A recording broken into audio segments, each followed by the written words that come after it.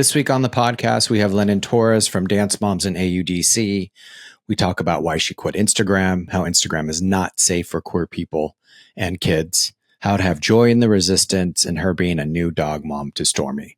But first, this is a reminder to sign up for our free Zoom call March 26th at 3 p.m. Pacific, where I will be talking about our monthly Zoom call on Patreon at the Only Dance Dad with John Corella. So make sure you go sign up. I will be having a monthly Zoom call where we talk about the podcast, A Safe Space. So are you all ready to be bold and be fierce? Please welcome to the stage, Lennon Torres. Welcome back to the podcast, everybody. I have a reoccurring guest role on the podcast, Lennon Torres from Dance Moms, an LGBTQ advocate, and is currently working with the HEAT Initiative and recently wrote an article on Mashable called I'm Quitting Instagram. You Should Too. POW. Well, POW is not a part of it, but I'm saying POW. So please welcome to the stage, Lennon Torres. I had like shivers down my spine because I felt like I was about to walk on for like my solo performance. Welcome to the stage in Teen Lyrical. Lennon. I know. Nobody does Teen Lyrical anymore, though. What happened to Teen Lyrical, John? We need to bring back Teen Lyrical. I want to see some Celine Dion on stage. And where is Lori Waddell Harrison when we need her? Where is she? She's retiring. She's had it with this world, which is fair. That's why there's no Lyrical anymore. Yeah. This is going to be we're going to talk about some meaningful things. Lennon and I always do. But what's great about Lennon is she makes it so fun, and she finds joy even in the pain, as which we all should do. And that's something I've been working on this year. And she got a new dog. You can hear in the back. Who's the new dog? So we have a recurring guest. I'm not sure if you can still hear her. But Stormy is the newest addition to the Torres household. My first dog that's all my own. So are you a dog mom? Oh, it's my entire personality, and all of my friends have made sure I know that I turned into one of those people. So I will do my best to mute and unmute. But if she ends up barking, then surprise, I have a dog. Thank you for the muting. I love that.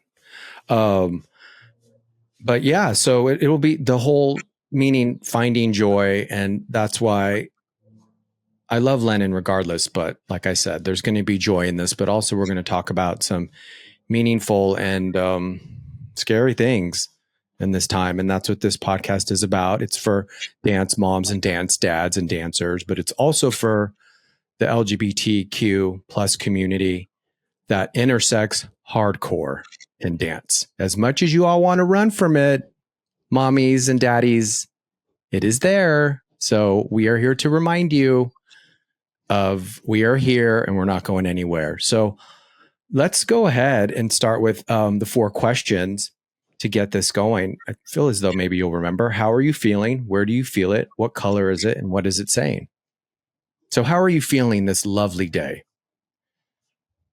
You know, John, you're stumping me with these questions because I was about to go on a rant about something else, but I will start here and then I will rant us on. But how I'm feeling right now is grateful.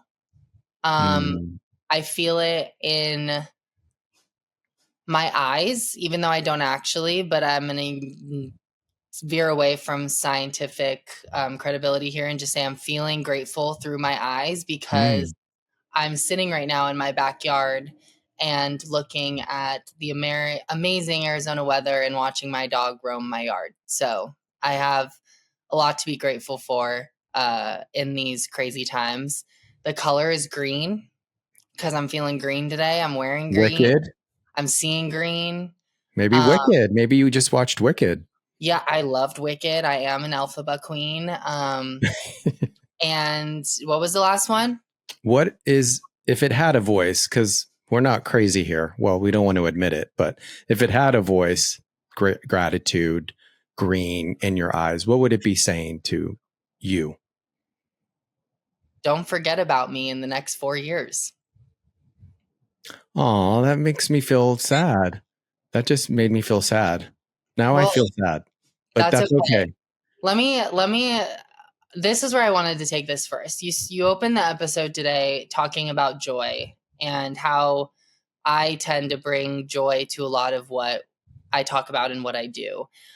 I really, really wholeheartedly take that as a compliment because I want to be a vessel of joy for as many people as possible, and how great to be a vessel of joy around topics that often leave people feeling helpless and overwhelmed. And the way that I sort of continue to find that joy is an example that I have very recently. We, with the Heat Initiative, it's a nonprofit, and we are standing up corporate campaigns against companies who do not prioritize and protect children on their platforms or devices or environments. So, thinking about the Microsofts, the Apples, the Metas, the X's of the world, um, and thinking about ways that they are misstepping on behalf of children. And the result Mm. of that, unfortunately, being trauma that can last a lifetime, and those are often the lucky ones. The others are no longer with us, and have lost their lives due to these horrible, horrible harms. And a lot of it is directly a relation to the negligence happening in boardrooms by the same people that I could name on my hand. Um, so that is heavy, but how I have found joy in that is through community. And very recently, we were in New York with parents who have unfortunately lost their children to different social media harms that were perpetuated by technology. And we brought them to Apple's doorstep and demanded that they start making their devices safer for kids. And what we did was we brought these parents to share their words directly in front of Apple. And we also brought a resistance revival chorus. And so, what that looked like was an incredible choir that was predominantly women and non binary singers. Who really came and sort of sang and opened our speaker program in front of Apple with art and with connection and with the sort of understanding that we all really do want the same thing, and that is to find a better reality than what we are currently living in, by leaving our futures in the hands of these big tech leaders. And the first song that they sang, I swear this is relevant. The first song that they sang was called Joy in Resistance, and it Mm. stuck with me. Do you know who sings it?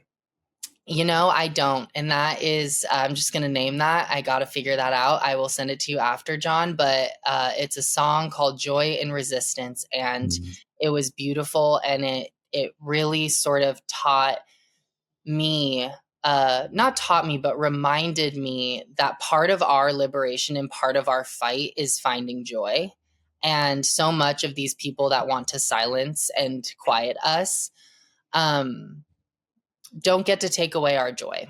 And so the act of joy is a resistance. And so by being happy, by spreading that joy, and by reminding each other that we have each other to lean on, is in itself an act of resistance. And so if anybody out there is listening and having, the same sort of days I've been having with everything going on in the world, which I'm sure we'll get into, just remember that waking up and being in a good mood is an act of resistance. So just let that simmer for a second. It's something that's really helped me, especially in the face of burnout, to be quite transparent, really thinking. Understandable. And joy is always there. It is. It's always there. It's in Stormy. Is that her name? Yes. I mean, we have to look for it, and our minds are, and a part of their agenda is to get us really in our minds, believe it or not, as you know, and we'll talk about how they try and get us addicted to social media, is when we're in our mind, we can't see the joy. but really working on presence, on breathing, on your senses, on listening. And I wonder if it might be easier for you though, too, because you used to perform. And I feel you probably had to find a lot of joy and resistance, especially being on two reality shows. Lennon was on AUDC as well. So in your article, I'm quitting Instagram. You should too. Why should we quit Instagram? It's such a great place to start. So, as I mentioned, I'm working with a group called Heat Initiative. And by working with, I mean attaching myself to and am driving myself off the cliff like Thelma and Louise style, because I work with incredible women that are smart and quick and really have the best interest of my future kids, the kids you teach in the dance studio, and to the kids that are all over the world that these parents and these mothers don't even know. We are fighting against these platforms for harming our kids and doing so systemically. These are not accidents. This is a system that they have built and that we all are playing in, whether we like it or not. And my relationship with Meta specifically. So I had spent and still am very, very active on the Apple front and making sure that parents understand that these aren't an either or. We're not asking Apple to do things so that Meta doesn't have to, or vice versa. And so the way that I explain that to people is going after Apple is like going right to the source. Like they sort of their app store is a mass distributor of these apps. And so when young kids get access to unsafe apps or unsafe social media, that could have been stopped by Apple's App Store if they have sort of switched the incentive from profit to child safety. And so I just want to name that right off the bat, that this is a yes and conversation. So when I'm talking about Apple and talking about the ways the operating system and the device level safety and protections that need to be in place are on top of these platforms like Meta, X, why can't I think of another one? Meta, Threads, X, all of the different sort Facebook. of, Well, Meta is yeah, Facebook. yeah. But all Google, all those Google. different, yeah, Google is both. They have social and they have device. So I just want to name that because I think there's something happening in the broader movement of tech accountability and tech reform right now that is pinning those two things against each other, but we're all asking for the same things. It's just we need people fighting against Meta and we need people fighting against companies like Apple. And so with that being said, the fight with Meta is one that is worth our time, because let me tell you, Mark Zuckerberg is, I don't have family appropriate words, so I'm not going to say anything else beyond that. But Mark Zuckerberg is a big, big disappointment to our society, and I think what started out as an original idea to connect people was harnessed and used for harm, and I don't like that. And I have a affinity to fight against people like that. And so with Mark Zuckerberg and the decisions he made, the specific decision he made that really pulled me out of Instagram was that he had abandoned content moderation and fact checkers from the platform, essentially mirroring a lot of the same strategies and tactics that Elon Musk used when taking over Twitter and transforming it to the cesspool of garbage that X is now. And Elon Musk is transphobic, correct? Yes, Yeah, he is. has said a lot of transphobic things. Dead naming is their child. So I'm assuming that that system is transphobic, similar to what you're saying. Yeah, leaders. A lot of this culture is top down, and we have people in those top seats that just don't care. And I have a question. I feel some fear saying that they're transphobic. Is that I mean, how do we go about these days calling people what they are without us getting in trouble? That's a great question. I mean, the truth is Elon Musk is transphobic. I'm happy to say that and own that. I think that there is a. I just wonder what. I think what that makes me think of is what does the word transphobic really do for us in this moment? And what I would maybe say instead of is he transphobic is just like he's not a great leader. He doesn't have the best interests of minority communities in mind. And his platform is a cesspool for hate speech and violence against LGBTQ plus people. And so his leadership and his personal beliefs on transgender issues is maybe something for him and his pillow at night, but the way he's running his business is inherently ignoring the needs of the users he's claiming to be of service to. And so, And I love how you gave that. Another friend of mine who's a Black queer man really was saying how not that we have to use different words, but they weaponize these words such as transphobic and woke. So how can we identify it in um, give it some feeling behind it, change it, and maybe what you said as well as my belief is that no, we're all come in as children in this world and are not inherent. We are not. Our hearts are not evil, and so a better way would be to say he has transphobic behavior. That's what I would say. yeah. And rather than identifying him with a behavior, and that he feels a lot of fear around transgender people. Yeah. And also too, I have an inkling that your audience here, John, is probably very left leaning, but on the off chance that this has reached any sort of conservative audience, I want to bring those folks in and say that this is a safe space to learn. Um, Mm-hmm. at least on this episode and what we're talking about. And I find that by using a word like instead of using, Elon Musk is transphobic. To be clear, I believe that. But what I would want to say is something different of like, pointing out what behaviors he's exhibiting and how those behaviors impact large groups of people. Because to the credit of, I you will not find me like switching over to the other side of this argument or anything like that. But we have to figure out how to disarm people and be able to have conversations that mean something. And when it boils down to it, a lot of us want the same things. I use this all the time. I have gotten in long fights with people who voted for Trump in the last election, but I've also had really fulfilling conversations with others who have shared why they voted that way. And although I don't agree with it, I think that there was a way for them to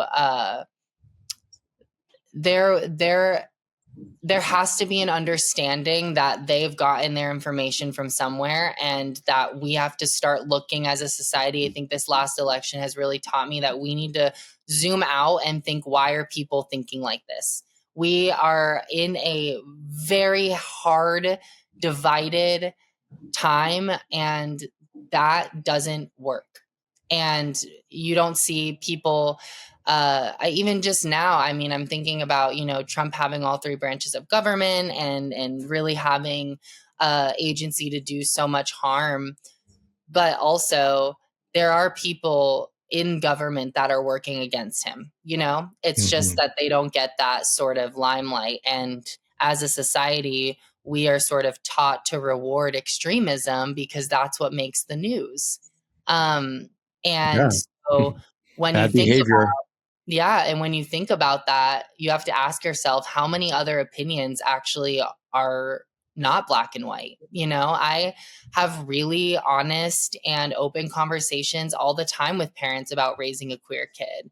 And there's not ever going to be a right or wrong answer, but we have entered a time where extremism and single like perspective thinking is rewarded, because you see it online with more engagement, you see it online with more followers, whether they're good or bad comments, you see those increasing, the likes, you see that increasing.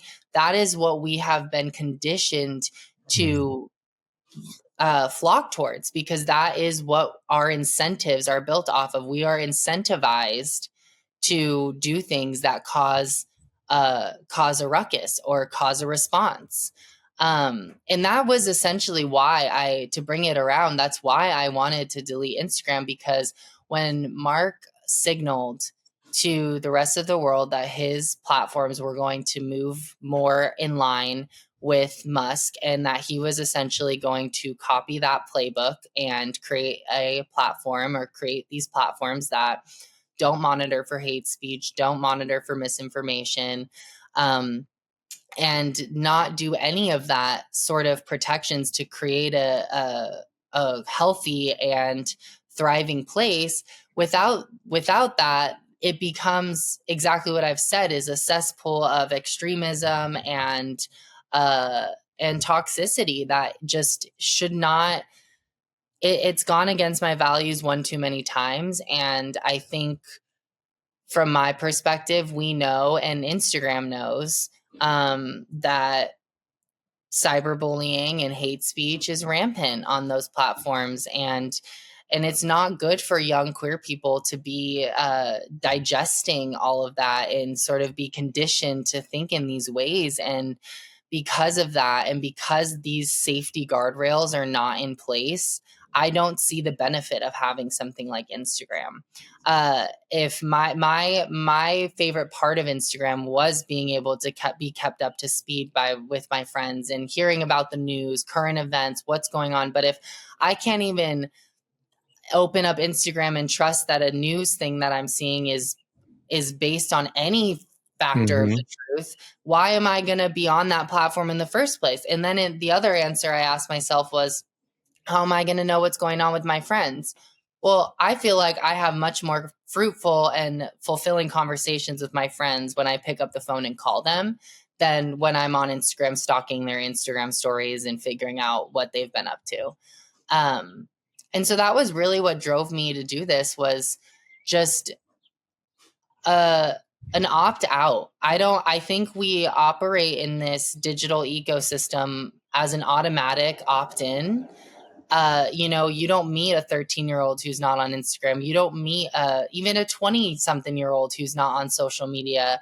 And we've all sort of opted in, whether or not we really knew what we were opting into. And I am very much opting out, because the benefit does not outweigh the negative, and we can have the good without the bad. And that is the false dichotomy that big tech is profiting off of, is by telling us that in order to be connected with people we love, we have to be okay with all of the other shit that's going on.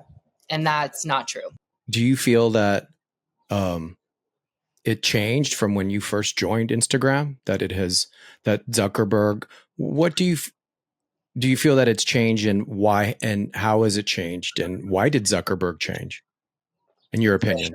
Great. I'm going to tell you a little story. I'll use my lived experience. So I essentially have had this, I know you're a religious man, so I'll say it. I've had my come to Jesus moment, and I don't mean that religiously. But I had my come to Jesus, or my like wake up, I'm ding ding spiritual. ding. I'm not. Spiritual. Yeah, religion. I have my issues with, for sure. Yeah, I'm not an evangelical. Everybody knows that. Okay, but great. I'm spiritual. Spiritual. I like that. Well, I'm spiritual too, so we can pinky promise and join in on that. I can feel it right now, the spirit. So it's here. Yeah. I think what the story I want to tell is that I experienced a lot of things on these platforms, and I will walk you through what those experiences were. And I realized, working in this space, that my lived experience is actually a bigger systemic problem. And that has like lifted the veil for me. I feel like I see things so clearly now because I've understood that everything I've experienced and things that I'm ashamed of experiencing, which I will talk about, are things kids and young girls and young boys and young queer kids are all facing and are being like primed to fall into.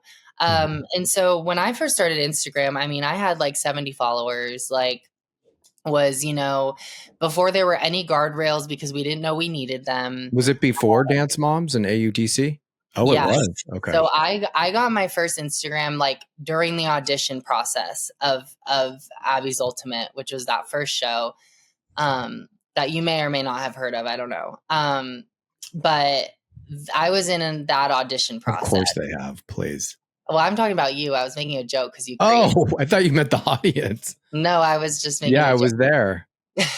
You're like, I was there, Len. But I was deep in the audition process when I got it, and it was in 7th grade.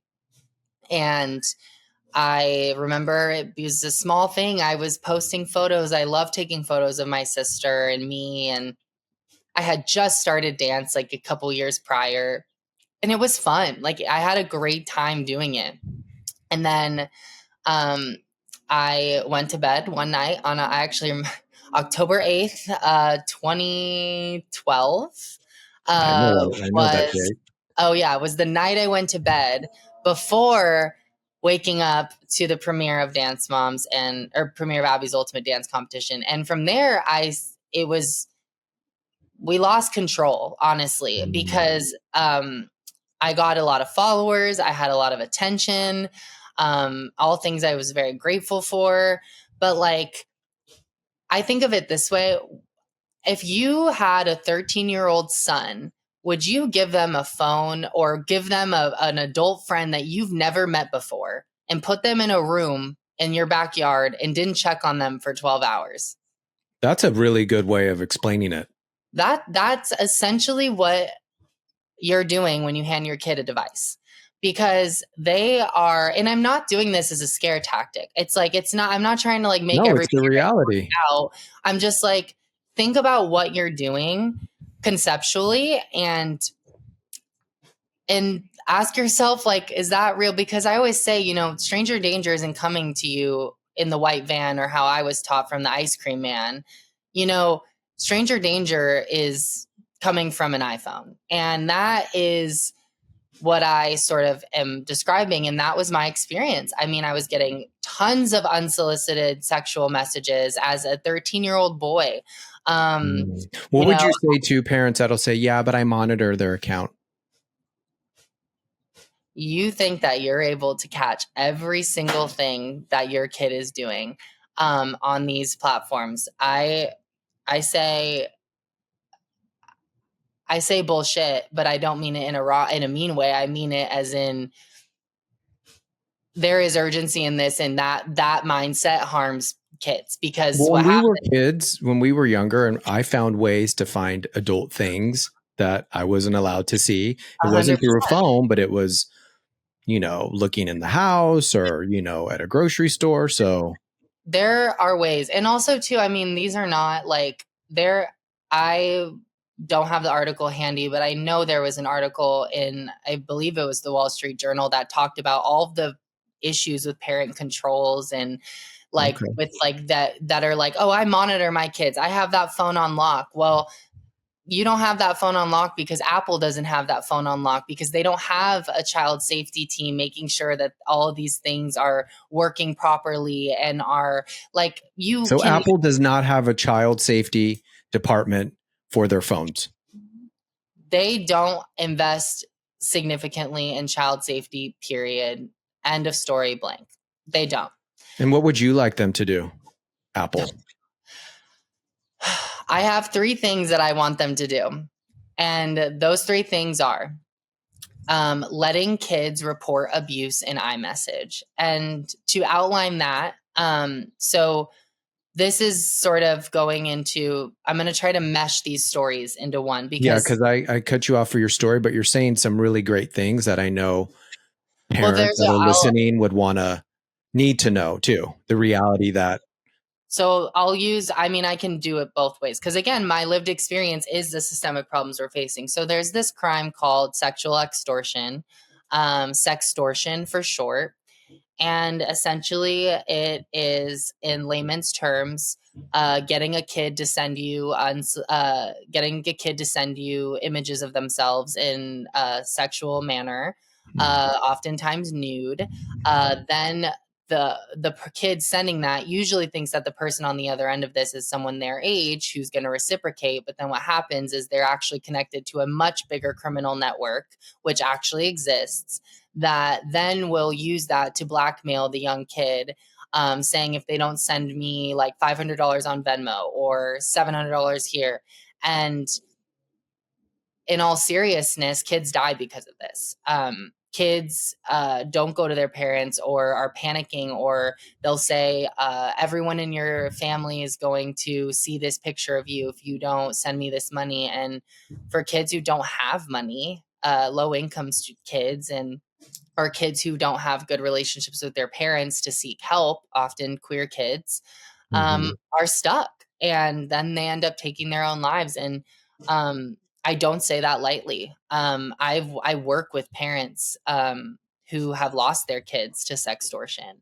And it is not, and it's always, well, not my kid. That wouldn't happen to my kid. That's not helpful. And also, like, none of these parents woke up and were like, that's going to happen to my kid. And I think that dialogue and that sort of attitude is not helpful. And also, it's not helpful too. I often hear other parents who maybe are not as plugged into this work is like, well, it's not always going to be that. It's not, but these things are happening at scales. There are 10,000 reports of sextortion a month on Snapchat alone. 10,000 a month. Just on one app. Just on one app, just on Snapchat. So does Snapchat do anything about it? No. I mean, I can't blanketly say, I would be factually incorrect if I said they did nothing about it, but their investment in protecting children is abysmal. All of these platforms. That's exactly their investment. They'll probably give you some bullet points of what they're doing, but the investment is outweighing the pain that it's causing. Yeah. And suffering. Yes. And so essentially the reporting part of this is important, because what happens is, and I got these messages. So imagine I'm this young kid on Instagram. I had just been put on TV. I have all these people wanting to talk to me. It was a fun time, a scary time, all the things. Well, what happens is that you get these messages, and I got these before, go somewhere else, whether it's go to this gay chat site where you can chat with other gay strangers on video chat, because they'll understand you, and they'll help you do your learn who you are and explore your sexual fantasies and things like that. So that's one thing. But then there's also where they say they'll befriend you on Instagram, but knowing that Instagram is in a fully locked down, encrypted environment, where their IP address is not being shared. They want to move you to a place that they know they can't be tracked, and where that is iMessage. One of the places is iMessage. And so a lot of the time, these kids are what is called off platform. So taken off of the platform they meet the abuser on, and to another platform that they know is less safe and that they can get away with more. And a lot of the time that can mean different encrypted messaging platforms like WhatsApp, Signal, iMessage. And so iMessage being very locked down, encrypted, privacy forward, which is good. But there's still no cause for a way for a kid to get help. You can block a contact, but the reason that's not helpful is because a lot of the time this abuse can happen among people in their network. So we see a lot of cases where it's, the stepdad, or it's the basketball coach, or these other people in their lives that they can't block, or they can't outright say, like, like if they say something, then they have to alert the whole community, and then it becomes this thing. But what happens is a simple button of reporting, this conversation is making me uncomfortable, is a way that kids can get help, because these platforms end up being often the first line of defense for these kids to report unwanted and unsafe interactions with others. And they don't do that right now. There's no way of And they doing that. don't do that right now, no.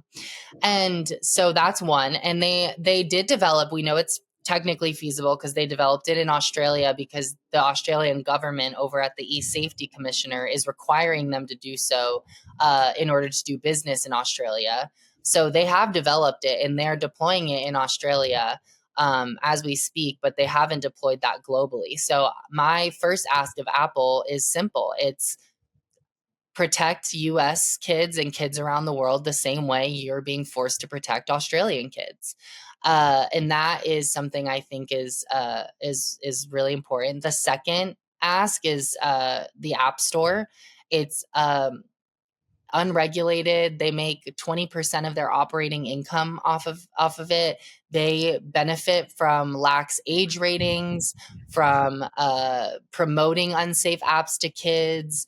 And there's so much I could say about the App Store, but at minimum, they need to have a third party independent reviewer of the age ratings, and they need to enforce those age ratings in parental controls. Meaning, if my phone is set up to be that of a 12-year-old, I can't download an app that is rated 17 plus.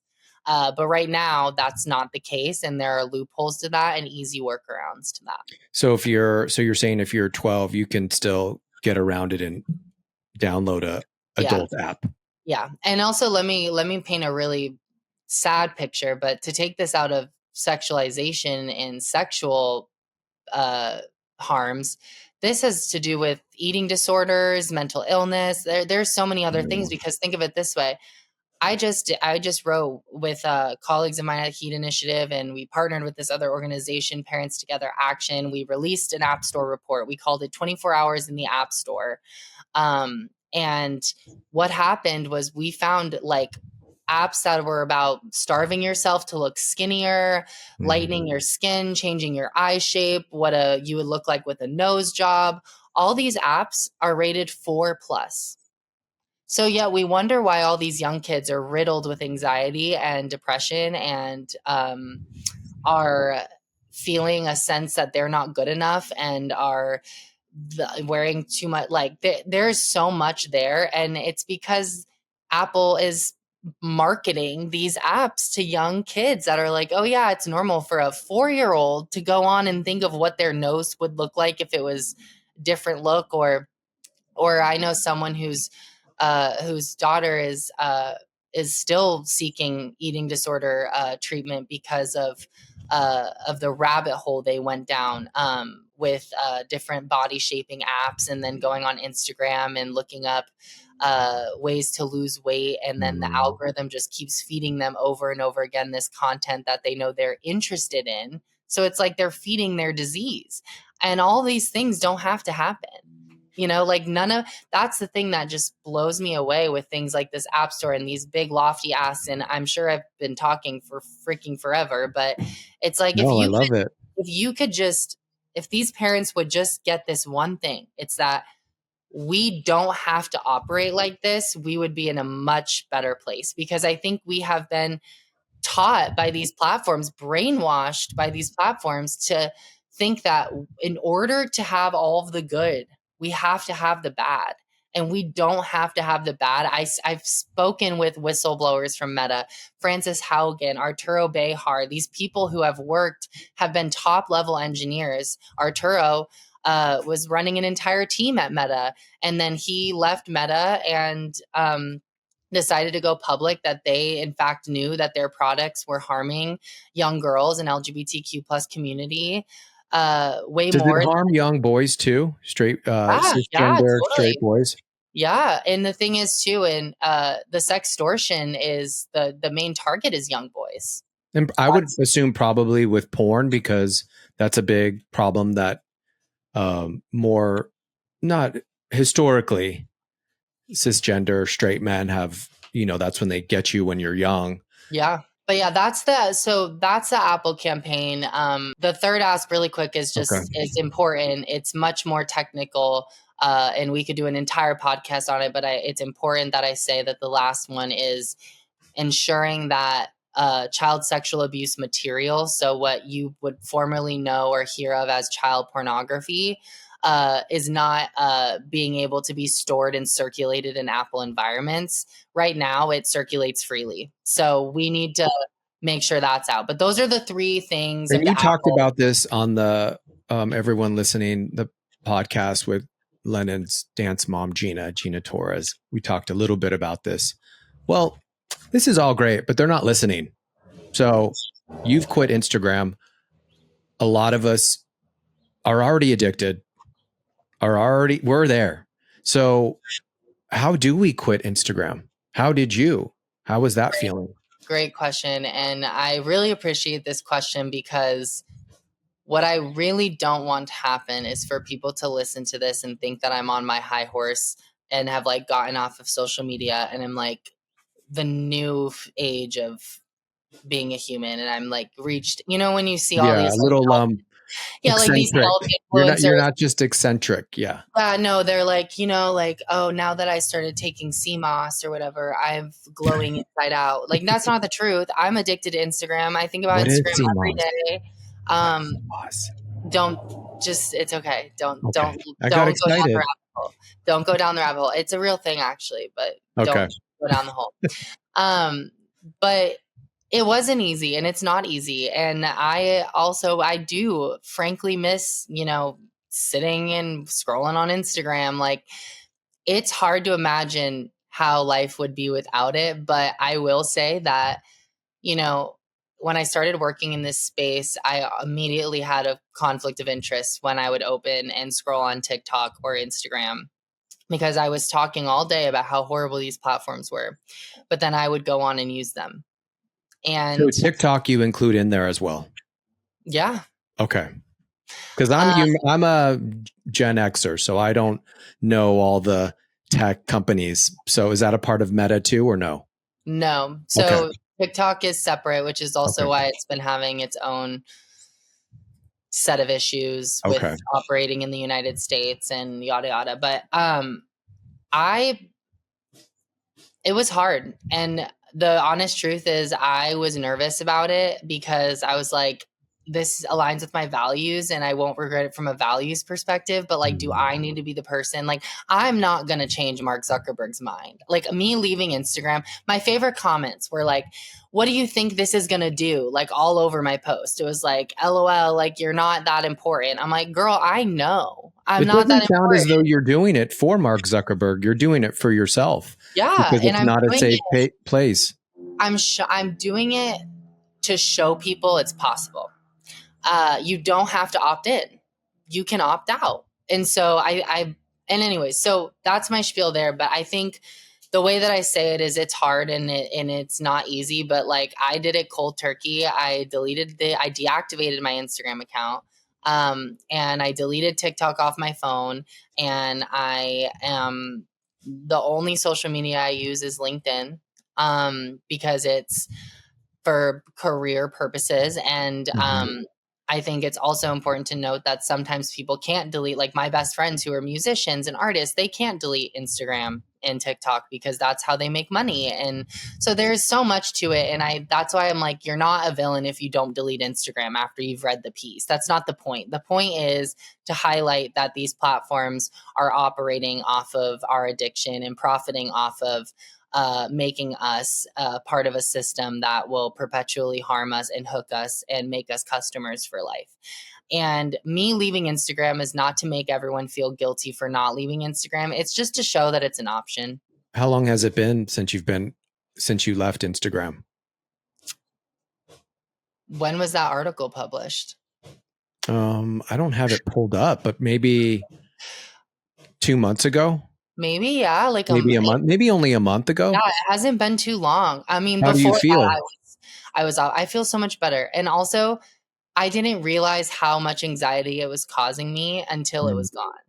So that's also a thing. Like, just try a pause, just delete it off your phone, put an hour cap on it, I just paused my Amazon. I You're paused better it. than me, John. You're better than me. God, it's You know, hard. and that's another way too. If I call it the boys club. Unfortunately, Zuckerberg, this is not to.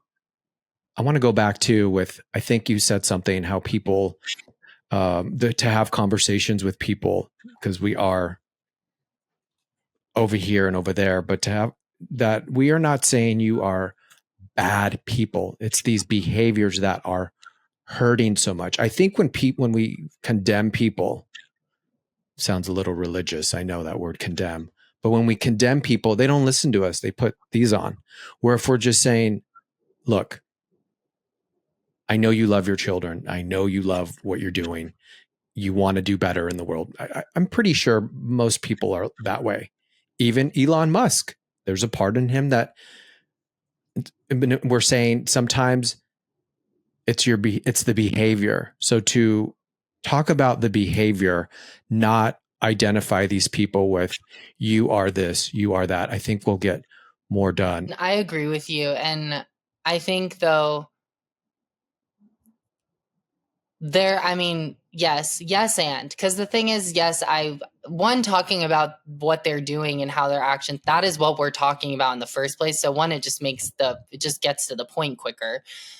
But I also don't want to misconstrue any, like, Mark Zuckerberg is a piece of garbage. And I mean that, because I was sitting front row when he stood up and turned to parents who were holding photos of their dead kids and said, "I'm sorry you experienced this," and then got a raise that same day. Like, I know that. And I don't think he's great. And I don't Did you think, feel that in that moment? Did you yeah. feel he was a bit sincere, or you felt he wasn't sincere? No, he wasn't No. sincere at all. And the thing is it was a forced apology. Like, Josh Hawley, the senator who made him do it, was like, "Stand up and apologize right now." And that's why he did it. Like, I've given up on I think what it is opens a bigger conversation we can have a different time. But I think that we have to stop thinking that these corporations are going to do the right thing. And we need to make it hurt their bottom line. And by doing that is when we will see change. I cynically don't think that Tim Cook or Mark Zuckerberg or Sundar or Elon Musk are ever going to do the right thing, unfortunately. I have lost hope in that, to be clear. And that's why you quit Instagram. And that's why I quit Instagram. But what I will do is I will work day and night to figure out how to make it in their best business interest to protect kids online, because that is the crisis that we're facing. That is the real crisis we're facing, is young people are dying and no one is doing anything about it. That's not true. People are doing something about it, but these tech leaders are not. And that's the part I want to be very clear, is these companies aren't going to do the right thing on their own. And we've seen it historically. Climate, the reason all of these big shareholder groups and the reason these big companies are doing good for the environment now is not because they woke up one day and loved the trees. It's because they woke up one day and realized if they don't do good for the environment, their business will suffer. And we are at the beginning of that fight for child safety on big tech. Good. And not to get stuck on Zuckerberg. I think Zuckerberg, that tech guys are a whole nother system of the boys club. Do you feel he was always that way from when you saw him last year at a hearing, from when he started, or did he have good intentions in the beginning? I'm going to throw a sassy answer back at you, John, and say it doesn't matter what he thought he was creating. He created a monster, and it's his responsibility to fix it.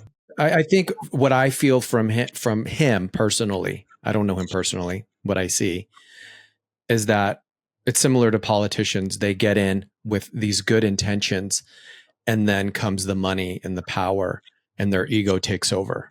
I also think too, it's not, and this is my favorite thing to talk about, is the psychology of it all, because I don't think Mark is this like innovative, like forward thinking on the precipice of change. I don't think that at all. I think that he is flimsy, and I think he looked at Elon Musk and saw the amount of attention he was getting from Trump, and uh, was like, oh, I'm going to copycat that playbook. And then now he sucks up to Trump when just 4 years ago, he was banning Trump off of his platforms. He's going to move like the wind wherever, whoever's in power is who he's going to align himself with. And that, to me, ladies and gentlemen, and they, thems, is a signal of poor leadership. There's no true vision. The North Star is always changing with who has the money, who has the power. And that's why we've seen big tech flock to the conservatives, which is, I never thought. Last year when I started this fight, I was like, everyone is going to think I'm the alt-right Christian, which that's fighting for like free the children, because big tech is seen as this liberal sort of like think tank of good ideas. But what we've seen is that they will flock to whoever's in power. And now with Trump in power, you had Zuckerberg, Sundar, Tim Cook, Elon Musk, all at his inauguration. Big tech has completely flopped. It used to be a liberal entity. We're in a time of faulty leadership that is skewing towards power. She says we are in a techno-authoritarian takeover of our government right now. Marianne Williamson, who I love. And I had to look that up. I was like, what is that even? And that's kind of what you said. So you don't believe that people who, I have a podcast. I use Instagram to promote my podcast. There's musicians, there's, people in the entertainment industry. You're not saying for them to quit Instagram. No, because I think that it would do a disservice to the fight, because it points, we're all on the same side. So it's like, and that okay. is where I don't want to point fingers. Like, it's the same way that like I personally feel that like young kids should not be like commercialized on social media. Like, I don't care how talented your kid is. Like, the world isn't safe enough right now to like platform them. It's just my personal. How do you feel for a dance mom who would say, oh, well, my kids, they're famous in the dance world. So Lennon's saying I can have this Instagram for my 10-year-old daughter at Ultra Dance Convention. How do you feel about young dancers that are pulling in all these followers that are mom managed? Whew, John. I mean, I strongly, strongly urge you to not do that. I really, really do. Okay. And this is why this is good to hear. And so with that, we're talking about deep stuff here. I know we've gone all around. Because letting go of that is letting go of living vicariously through your child and having all the attention, and dance competitions are fed off of that. So, that's a whole nother, I think I talked about that probably 2 episodes ago already with someone else that I've had on the show. But how do we go, like me, I want to quit Instagram. I do. So how do I go about and still promoting my podcast, and quit Instagram personally? Have a business account, would be my recommendation. But I want to tell a story actually, because I think you're pulling out a really important thread here, with the sexualization and the sort of commercialization of young kids in the dance industry. And what I have to say is, when I was 13, 14, 15, I learned something very quickly, and it was alarming. What I learned was that as a young boy, if I posted photos of my bare chest, I would get more likes. I would get more comments. I would get more everything. That to me was meant good. That was the way that Instagram is set up. It was incentivized for me to believe that. More likes, more comments meant the post did better. I remember when the popular page was actually like a popular page, and like you tried to get your photos on the popular page. Now, And what is it, that I page? think now it's just like a curated, like for you type thing. But I remember that. And as a young teenager, I think back, I knew that if I was more naked, I would get more attention on Instagram. Now, the reason that's true is because the way that algorithms work is it knows how long you spend on a certain post, what you're searching for in your search bar, and it'll curate your interests. So for one person, that might be how to train your dog. That's like that's on top of my mind because I just got my new dog. My Instagram will slowly become a lot of dog training videos because I have spent more time on dog training videos. Now, unfortunately, there are bad people out there, and there are predators, and there are pedophiles. All it takes is for that person to search gymnastics, dance, young dancers.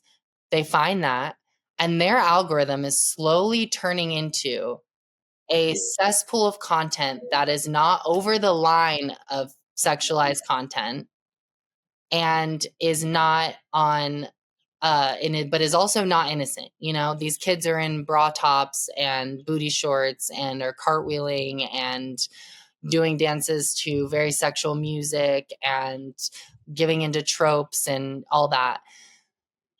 Now you've just created essentially a toy for a predator to go onto a platform and find all these underage young girls, your these kids included, and they're consuming that content for other reasons than you would want them to. And that's been proven. That's like how the algorithm works. There's a whole thing about how Instagram's algorithm was connecting predators so that they could find each other and share like child sexual abuse material. Like all of that is real. It's happened. It's in the news. It's backed by like all the research. Like that's a thing.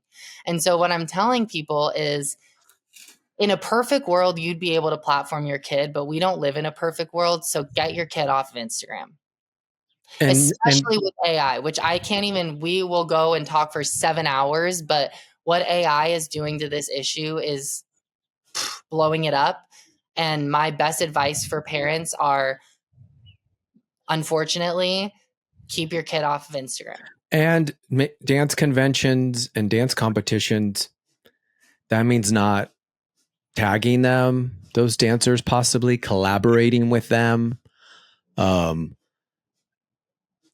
Yeah, It's a big thing, but we're at a time where we are being faced with a very big question, and that is, what type of world do we want to live in?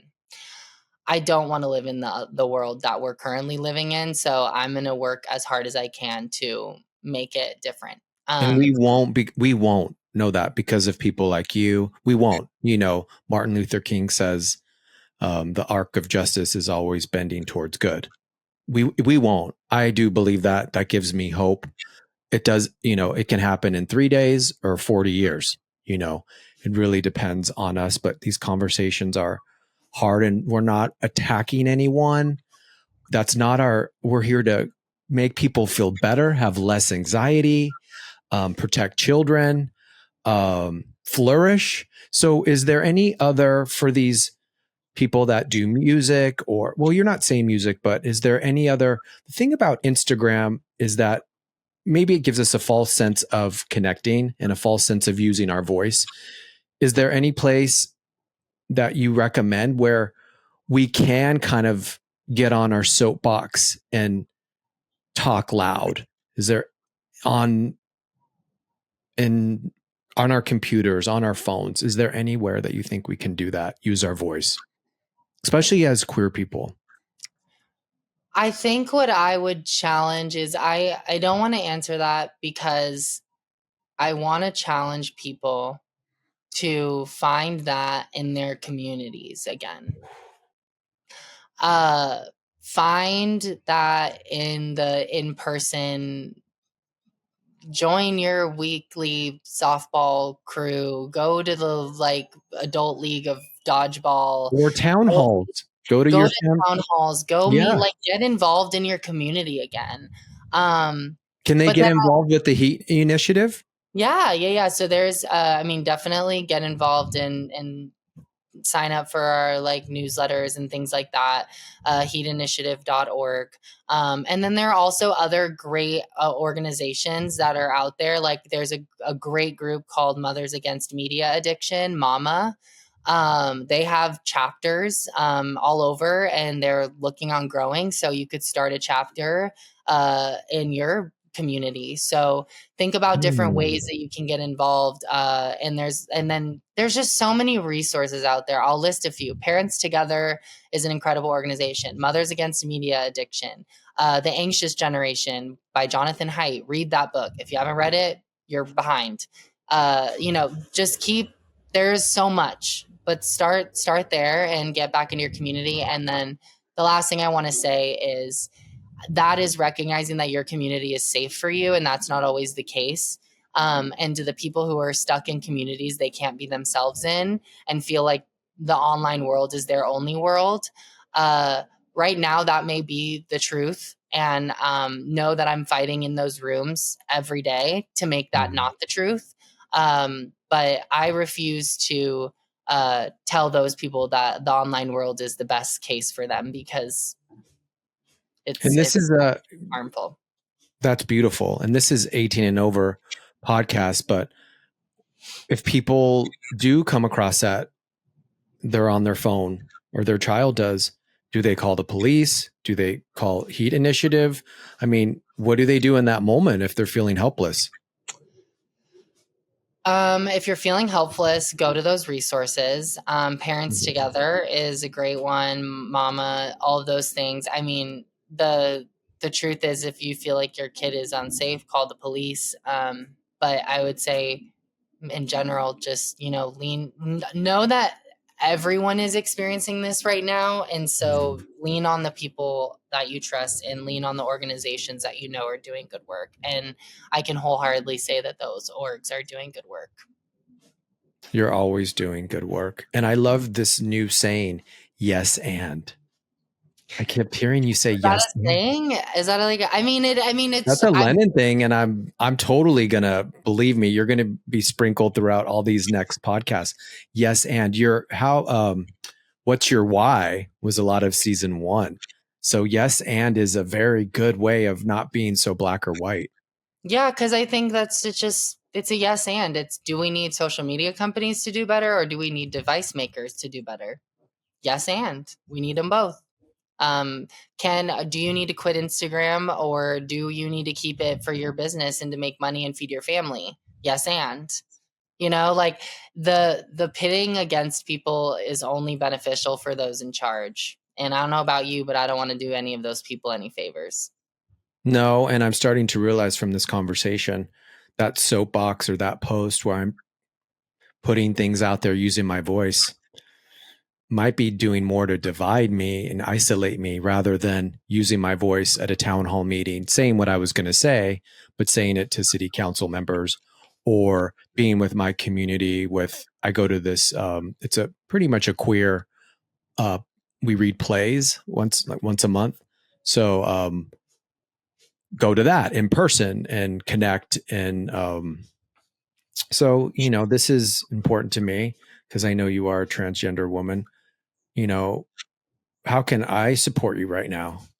And with all of this, I'm going to say attack. It is attack, but you are not at the effect of anybody's lovelessness ever. So they can do all they want, but what can we do and what can I do? What you can do for me is, I'm trying to think of how I want to word this so it comes out how I mean it. Turn your attention elsewhere. I'm fine. Like, think about the people that aren't.